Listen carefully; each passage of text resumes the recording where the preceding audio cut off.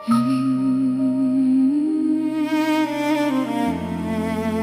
dnes počujem ticho, v ktorom som vyrastala.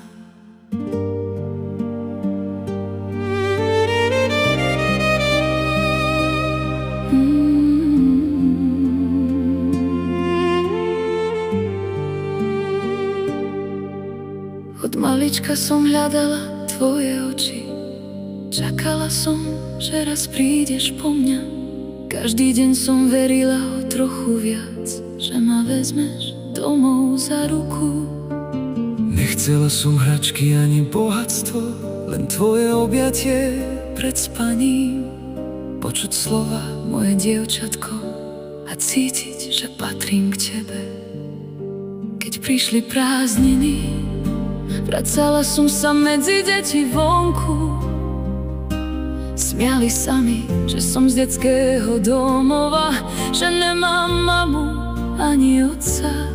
Ich slova boleli viac než ticho. Usmievala som sa, ale vo vnútri som plakala.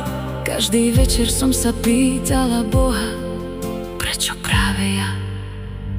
V detskom domove sme všetci nosili svoje trápenia.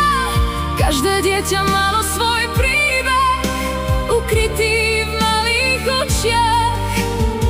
Nikto z nás nechcel ľútosť, chceli sme len cítiť lásku.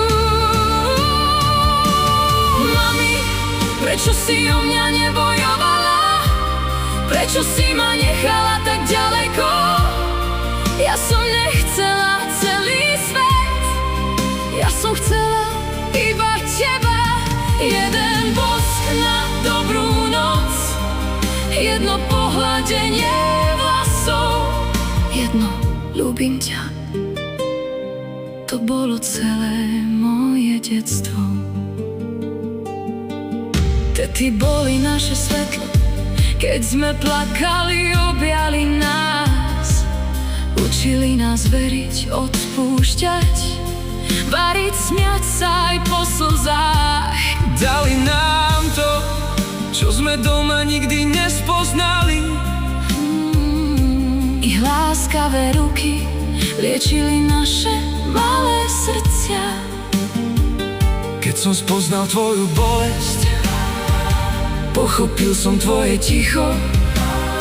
Nemôžem zmeniť tvoje detstvo, ale môžem byť pri tebe dnes. Keď sa zobudíš zo zlých snov, budem držať tvoju ruku a pripomeniem ti každý deň, že si hodná lásky. Mami, možno raz odpustím, ale na túžbu nezabudnem.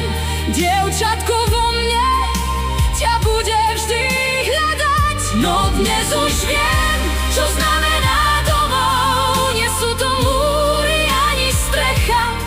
Domov je človek, ktorý ma ľúbi takú, aká som. Muž, ktorý ma objíma, keď moje srdce znovu plače. A preto dnes viem, že láska predsa existuje.